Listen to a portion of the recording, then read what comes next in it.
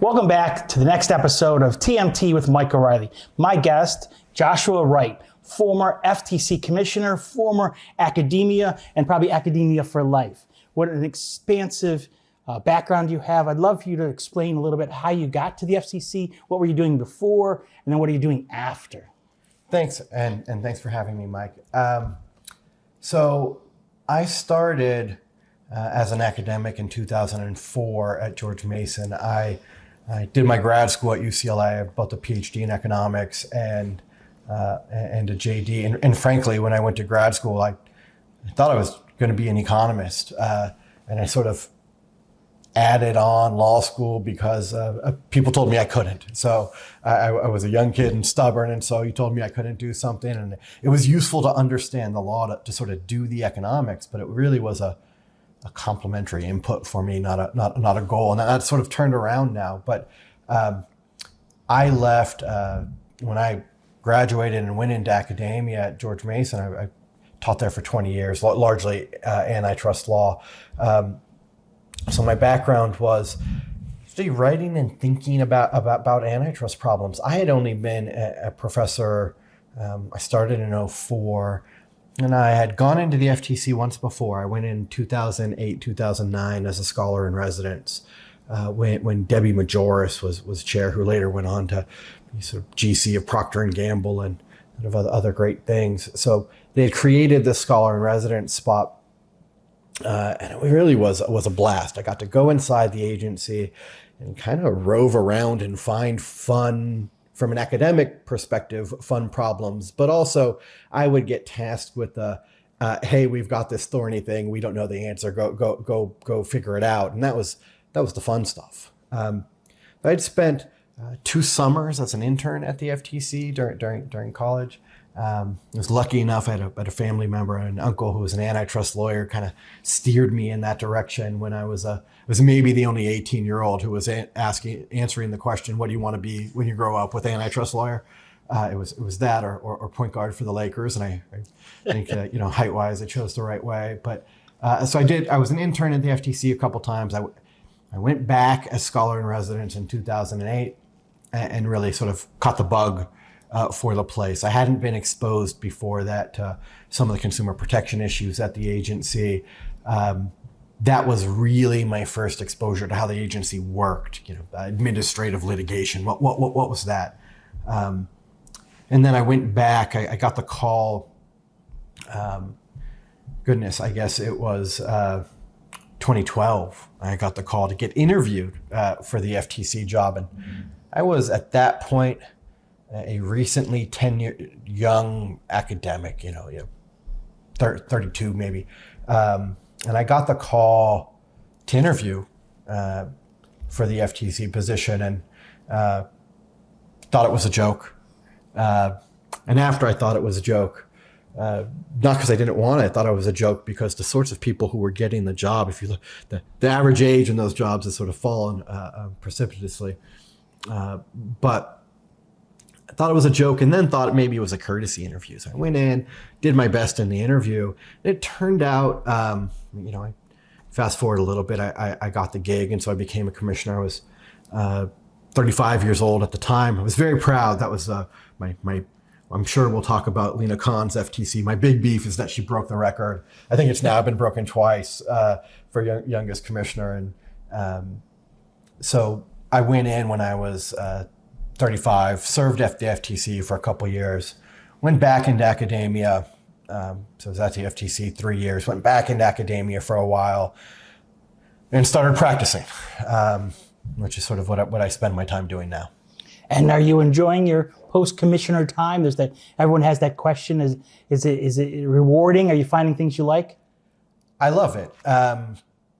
Things, as you know, things change after you've had the opportunity and the privilege to help manage an agency. So the really affected me in a number of different ways.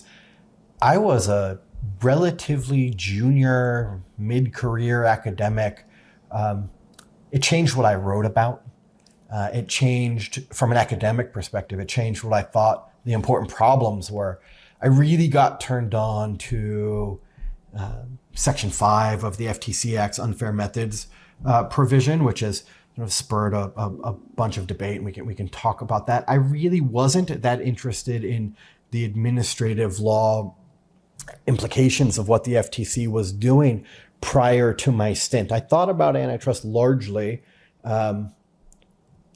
like either an antitrust lawyer does or an antitrust economist. I sort of didn't think really about where all of this fit into the administrative state and some of the larger issues. And you just can't have that job and not also be attracted to those issues. And it turns out they're sort of really a great intellectually stimulating set of issues. So it really influenced what I thought the important issues were as an academic, but also I got to get my hands on what were the most challenging set of problems around.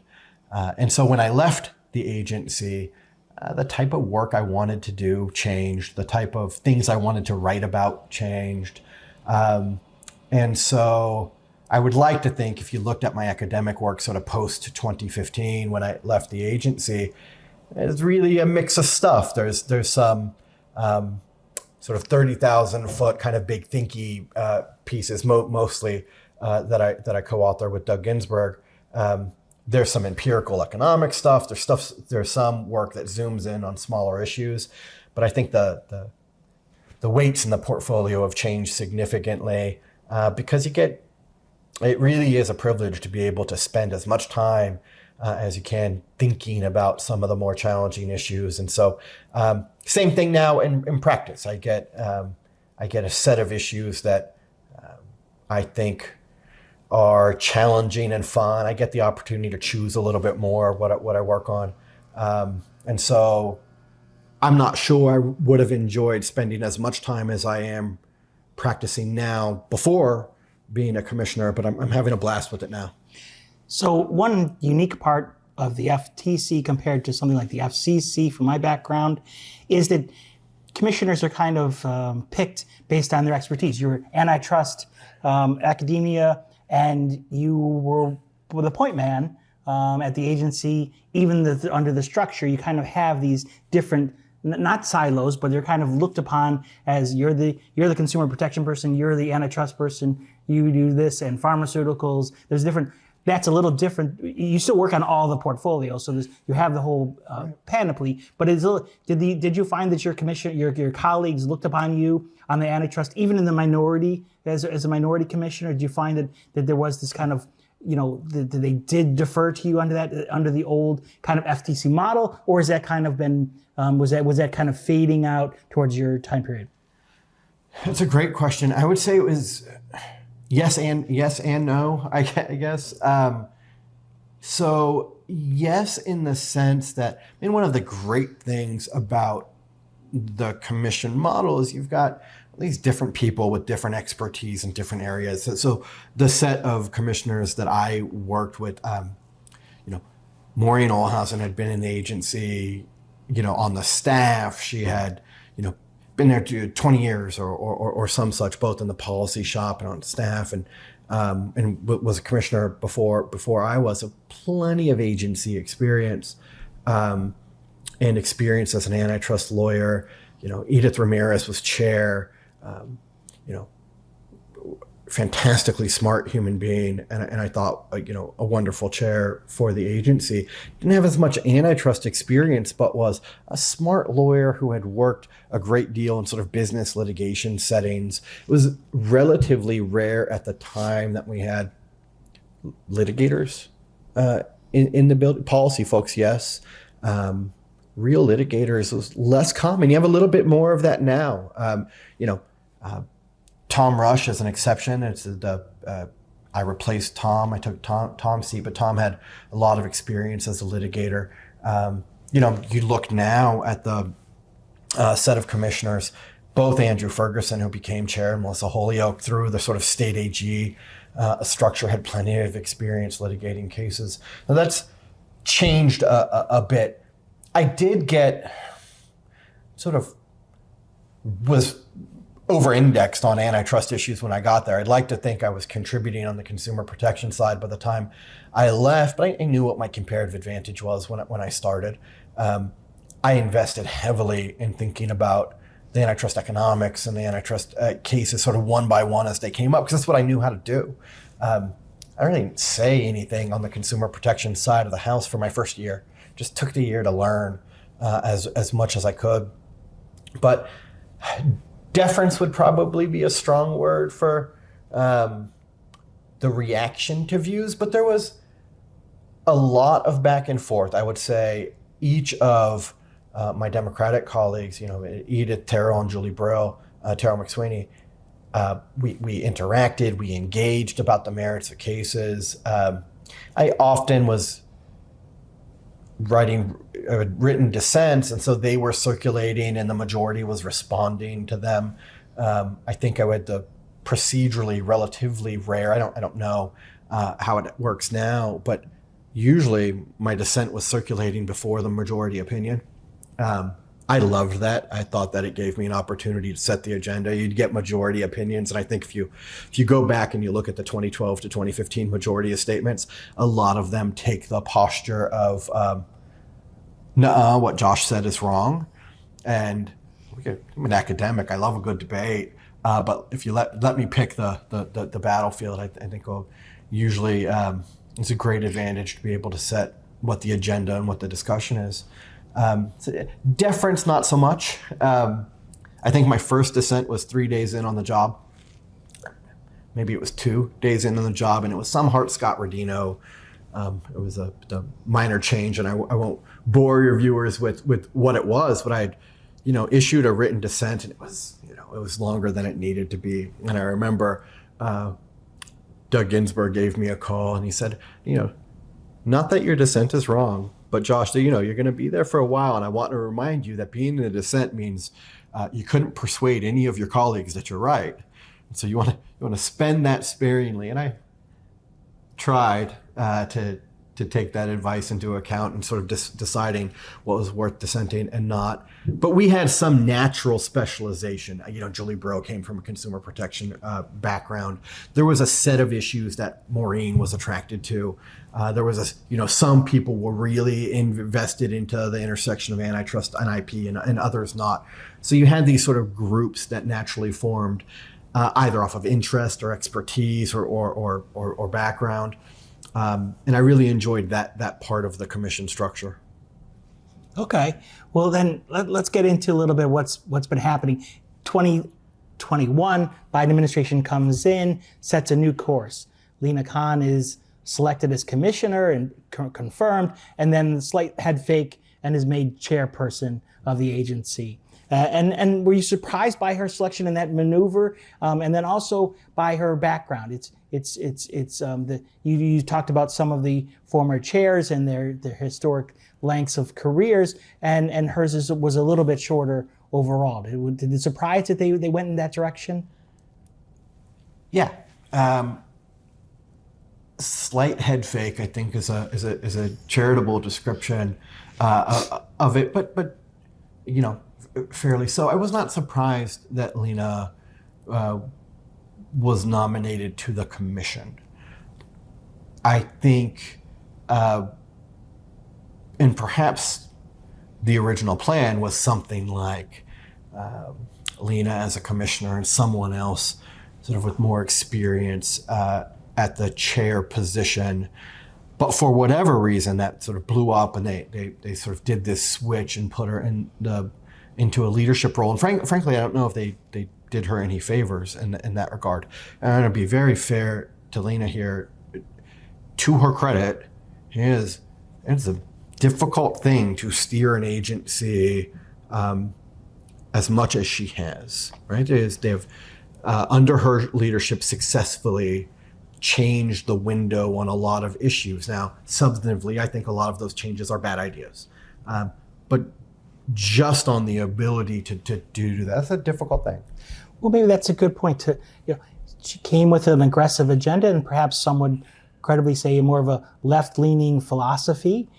Maybe walk through 3 or 4 of the areas that she kind of diverged from past FTC precedent and has taken the agency, or tried to take the agency in a direction that hasn't been seen in at least 40 years, maybe longer, in some instances. There are probably a dozen, and I think if we sit and we have this talk in 2 years from now, I think what we'll be saying is many of these ended up failing the sort of bigger items. So I'll give you an example: the competition rulemaking.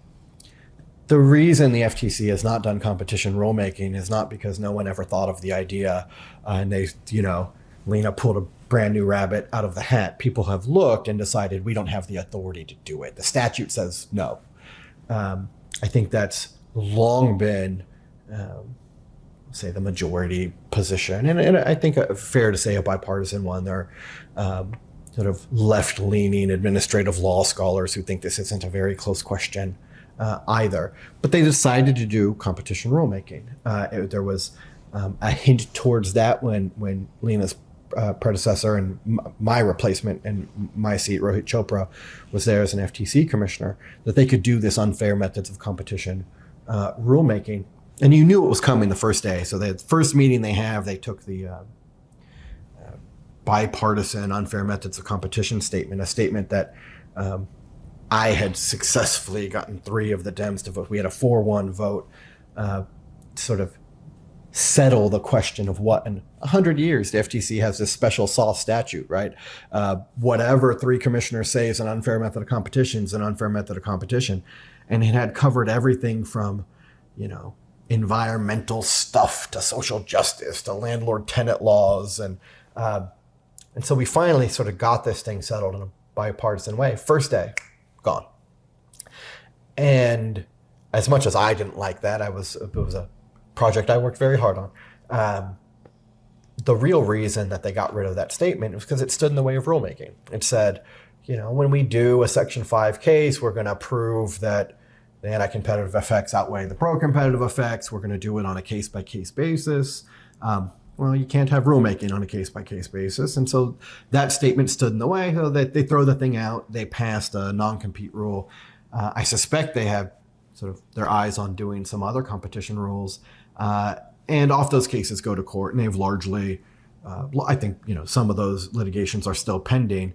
But if I were a betting man, and I very much am, if any of your listeners want to take me up on this, they're going to lose in court. And they've already lost. The rule's not in effect, and I suspect it never will be, because the FTC simply does not have competition rulemaking authority.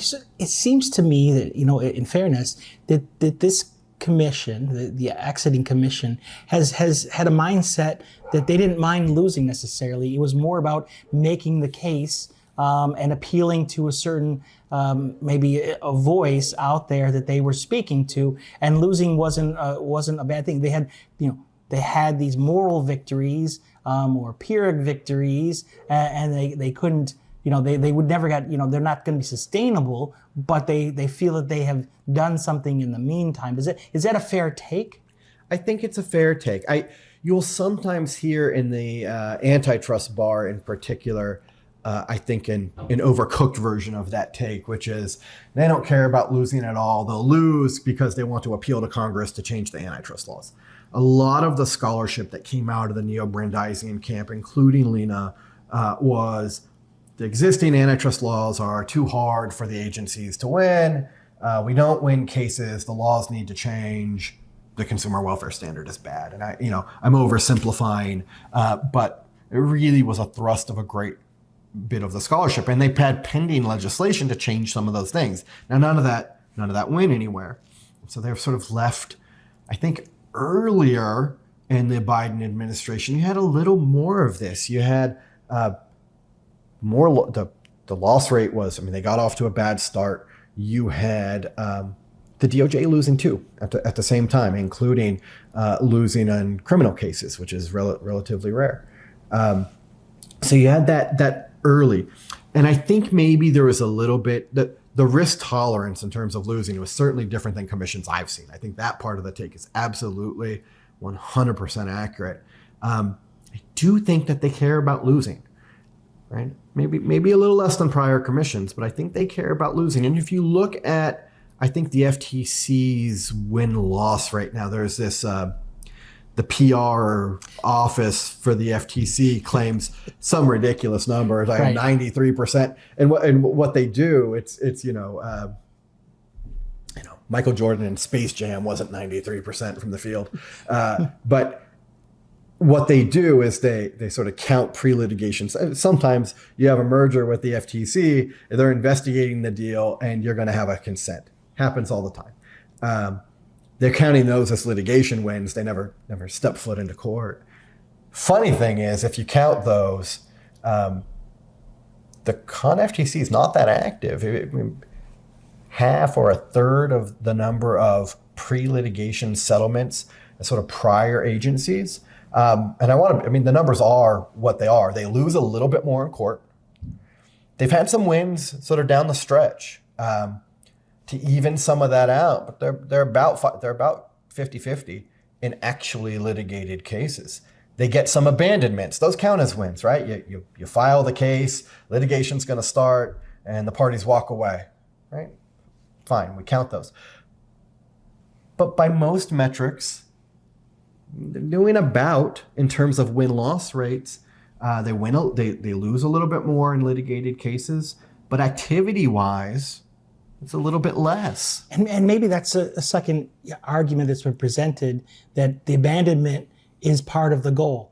Prevent companies from even showing up or presenting mergers. They want to close down the door to certain behavior before it even gets to a review. Does that seem like they closed that opportunity? I think you're spot on. So I think the best question to ask. So I'll often I think on X I present the data, and you look across administrations, and the data's right there. If you look at activity level, win rate, sort of what I'm just talking about mergers now.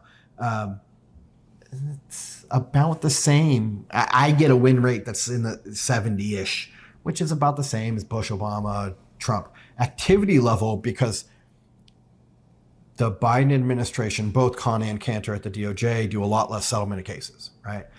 They settle less often. So activity level, they do a little bit less, and they win at about the same clip, maybe a little less, depending on which way you slice the data. Well, the right question is, well, wait a minute. If they do less and they're not winning more cases, what's everybody up in arms about? What's the big deal about Lena Khan or John Cantor? And I think the point is, the one your question alluded to, is the point is the pain in the process. It's deterring mergers from ever getting in. So the real issue is, you propose a merger, and this could be true of conduct cases too, but you have a proposed merger and it goes through the investigation process 10 years ago, 20 years ago. Staff does an investigation. They make a recommendation up to the commission. If there's a problem, we negotiate a settlement. If we can't, we'll get litigation, and it happens. Now you get investigations that are including very, very burdensome CIDs and second requests to do with things that have nothing to do with antitrust laws. You're getting investigations of legal theories that I can't find anywhere in the Clayton Act. You're getting long, drawn-out procedural burdens imposed on the flow of commerce, ending the early termination program. Agency looks, there's no problem with this merger at all, no competition issues, you can go. New HSR rules that impose millions and millions and millions of dollars of compliance burden on transactions, most of which have no antitrust issue at all. I think really, the win-loss rate in court's fun to talk about. That's where it's more fun to talk about who wins and loses in court. But I think in terms of the actual burden on commerce and the reason why, there's discussion on the Democratic side, do we want Lena to go or not? And you have, sort of lefty billionaire donors who don't have active litigation with the, well, some do, but most don't have active litigation with the FTC interested. Well, they're interested because you can't get a deal that doesn't have competitive issues done through the FTC without threat of litigation, without threat that the deal gets held up for a year or more. That part is, I think, that sort of procedural burden that really is in the weeds of merger review, both at the DOJ and FTC, is why, win-loss record aside, it really is a big deal. And I think a big challenge for the next administration. Everybody looks at what you do in court. I'm sure that Gail Slater at the DOJ and Andrew Ferguson at the FTC, they want to win their cases. They want to pick cases wisely. But the big ticket item, I think, at both agencies also includes this sort of regulatory underbrush that's grown and made it more difficult to get deals done. So let's talk about, you have hit the nail on the head. Let's talk about, we had a day of sunshine. An election happened in November, and we have a new president-elect about to be sworn in. He's selected new a commissioner and a new chair designee. What are you expecting from Andrew Ferguson and the new commissioner, Mark, I want to say Meadow. Good. I want to get that correct. Meader, what are you expecting in terms of how they work together, assuming they get confirmed, which seems to make a lot of sense? Sure. So Andrew, already there, doesn't need to be confirmed. Just Mark will get his hearing, and I'm sure he will get confirmed. So I think you've got kind of two parts. You've got, as we sit here, Lena Khan's not resigned. I suspect that she will. There is a norm that the chair on a change of administration steps down. You've already seen that on a lot of the other independent agencies. We'll just sort of point out at, as of today, we've not seen that at the FTC. I suspect that we will. I hold out in the back of my mind for hopes that we get a Humphreys executor challenge if Lena decides to hold out. But let's say she leaves. So we sort of, wake up January 20th with a 2-2 FTC. And it won't be until Mr. Meador is confirmed that we get sort of a 3-2 sort of real change in the agenda. I spent about half of my term in a 2-2 setting, and it operates a little bit differently. But I do think you'll see right away a change in the agenda. I expect that Andrew Ferguson, he's been pretty clear about what he wants to do. I think if you go read his speeches, I think you'll get a pretty clear sense about what he wants to do with the agency, in which direction. There's a couple of major decisions I think they face, but I think Andrew will work well with both Commissioners Holyoke and Mark Meador. But it will be Andrew who sets the agenda, and a couple of the things that I think people are gonna that'll be different for the antitrust bar in reacting to. I think you'll see a return to normalcy in merger process. I think some of the hijinks and shenanigans in merger process will get a little bit of return to normal order. And I think that there's heavy demand for that, I think, in the business world and in markets. And I think you're going to see that right away. Deals that have no antitrust issue are going to be able to close. And I think that will engender a lot of goodwill in terms of being able to implement other parts of his agenda. Now, that said, I don't think by any stretch of the imagination that Andrew Ferguson is going to be, Jim Miller, 1980s FTC commissioner, was sort of, not talking about a, free market libertarian running the agency. Andrew's a law enforcement guy. He believes in enforcing the law as it's written. It's a particularly thorny challenge in antitrust, where so little is written. So much comes from the evolution of the case law. And so, I think Dick Posner described antitrust as a, federal statute that operates as common law. It's a funny animal in that way. And I think you'll see relatively aggressive merger enforcement. I think you'll see active, relatively aggressive merger enforcement, but rational in identifying cases that they think they both can and should win. I think you will see return to normalcy in merger process. I think you'll see a good deal more transparency with parties as they're going through that process. I very much expect both Andrew and Commissioners Holyoke and Meador to be, tell you what they're going to do and then do it. And I think that would be a welcome change. They run into a setting in the agency where FTC staff morale and view of its leadership has never been worse. And I think surely some of that, well, all of it is Lena's, Chair Khan's responsibility. Some of it, I think, is to do with her individual leadership techniques and strategies. I think some of it has to do with alienating and marginalizing staff in terms of decision making. The FTC that I grew up with, staff played a pretty important role in the decision making. You were free as a commissioner to say no to staff recommendations. I did it all the time.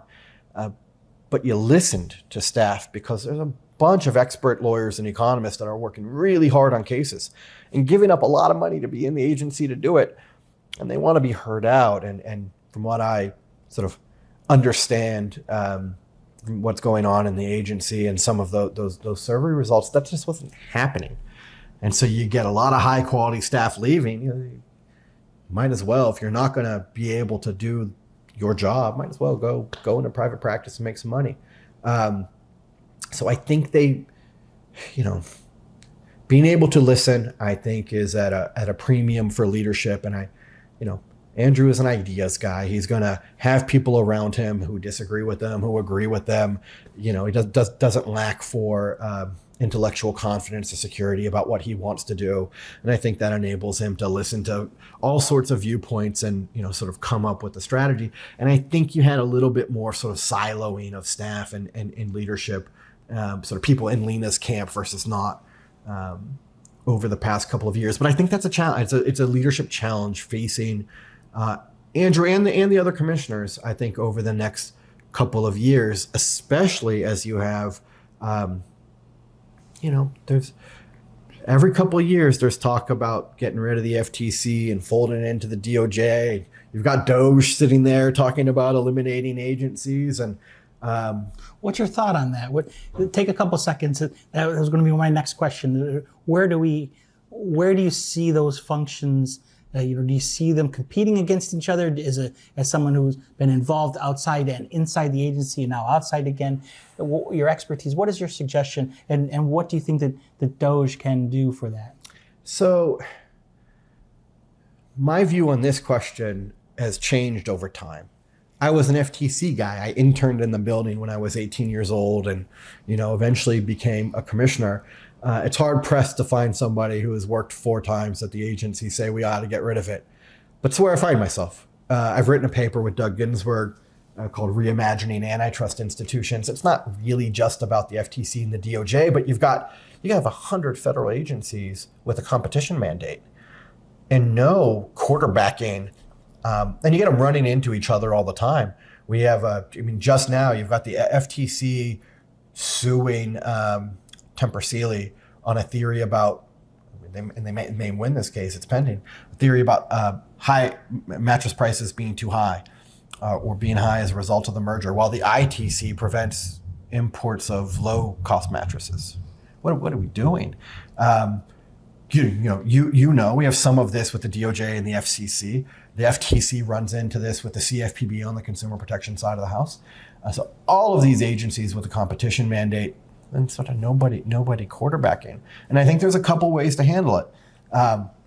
You could, and I originally thought when they made this competition czar was the moniker they gave it, but it was, Khan, Cantor, and Tim Wu. And they created this position in the National Economic Council. It's an assistant director in the NEC, that's Competition Council. And you brought all the agency heads around the table. What I thought they would do was say, okay, guys, what are you doing? Oh, you're doing something that conflicts with the other agency. It's DOT and it's right. Well, let's fix that and have a coherent plan so we don't have all these negative regulatory spillovers. Turns out that really wasn't what they were doing. I don't know what they were doing, but I think you could do it right through some sort of coordinating mechanism. It's a hard problem to solve. The other way to do it is just to fold the FTC's competition functions into the DOJ. And I think, now, I've lost some FTC friends over having this view, who are sort of FTC lifers, right? But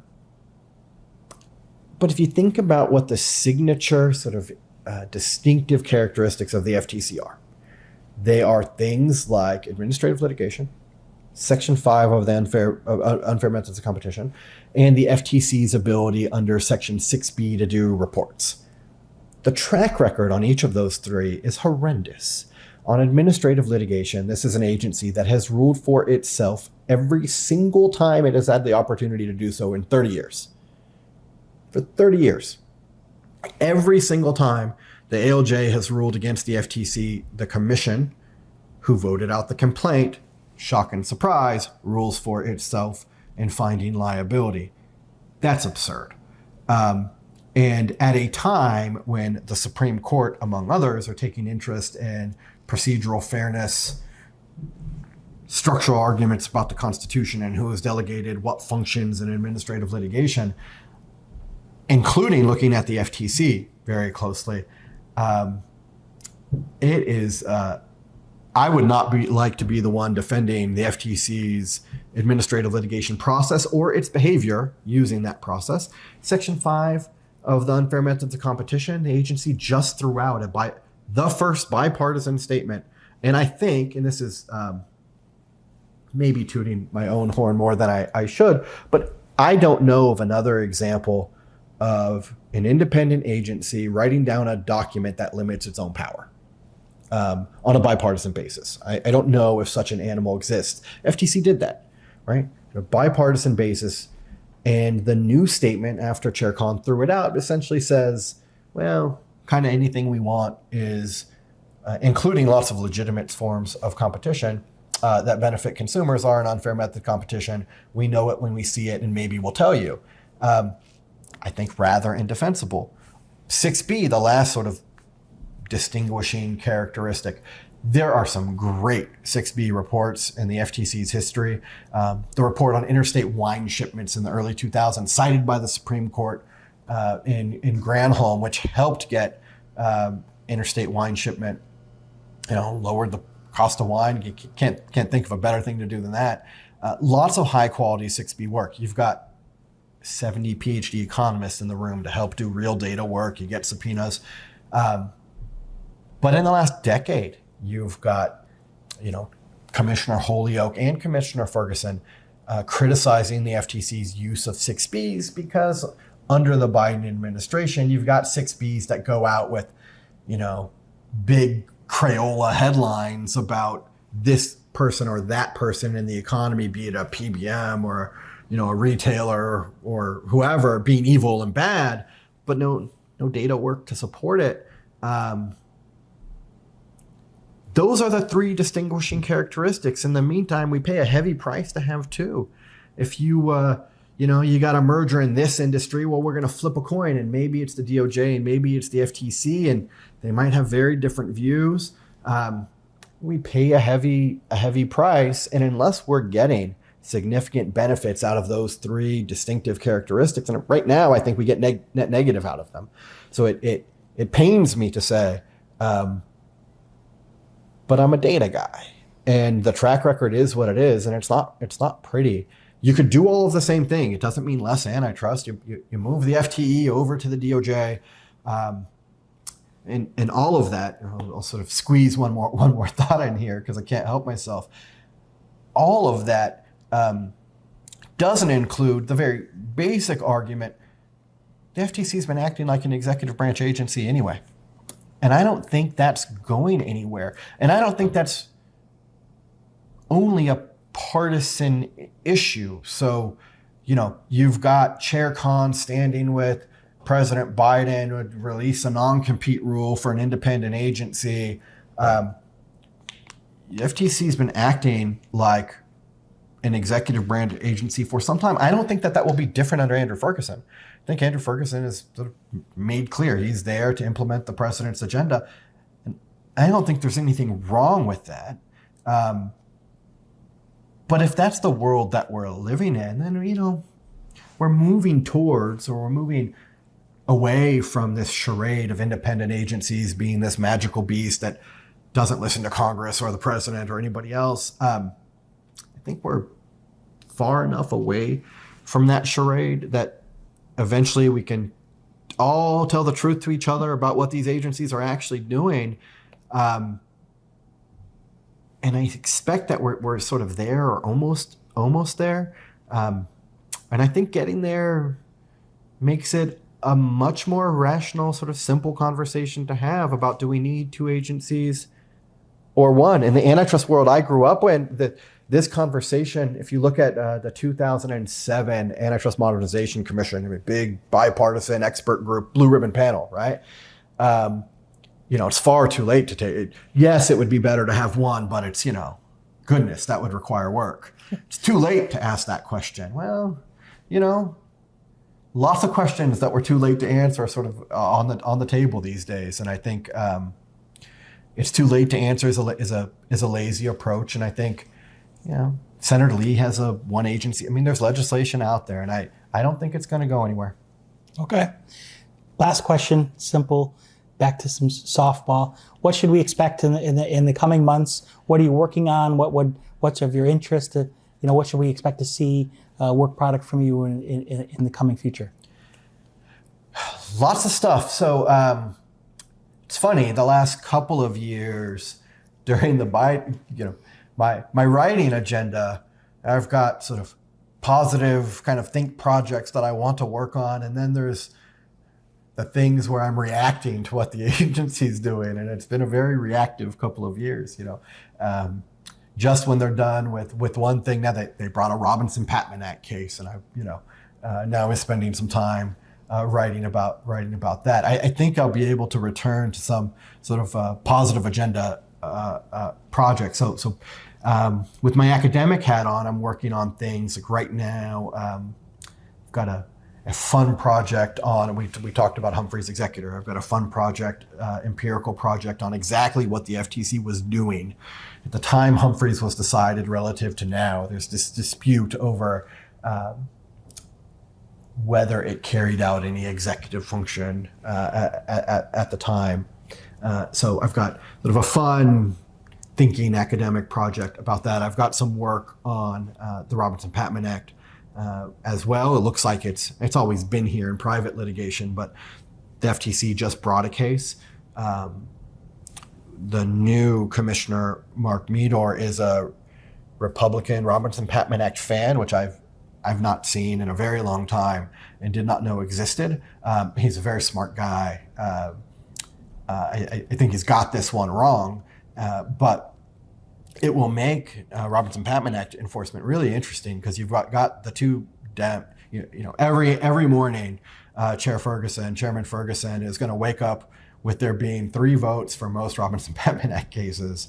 And that's a tough place to be. Now, maybe he'll like some of those cases too. He issued a statement and he voted against the latest FTC case, but sort of suggested he was open to some cases. So I'm writing some on why the economic revolution that changed the rest of antitrust has sort of left Robinson-Patman untouched. So I've got some academic work, and in the practice world, which is also keeping me quite busy these days, there's a lot of demand out there for understanding how to interact with these agencies in a Trump administration, because so many things are changing so quickly. And so I'm keeping my hands full on that front as well. It's enough to be a couple full-time jobs, but that's the way I like it. Well, we're going to have to leave it there. We look forward to your good work in the coming years and months. So thanks very much. Really appreciate it, and we'll have an opportunity to to see things, your vision played out over the next couple of years. Thanks for having me. And I didn't say, but for readers who want to get a sense of, or viewers who want to get a sense of what's going on in these questions, I've got a Substack that I missed mentioning earlier, but competition on the merits. .substack.com, where I'm writing sort of in short form, some days shorter than others, but short form about a lot of these issues in case you find yourself interested. Thanks so very much. Much appreciated. Thanks.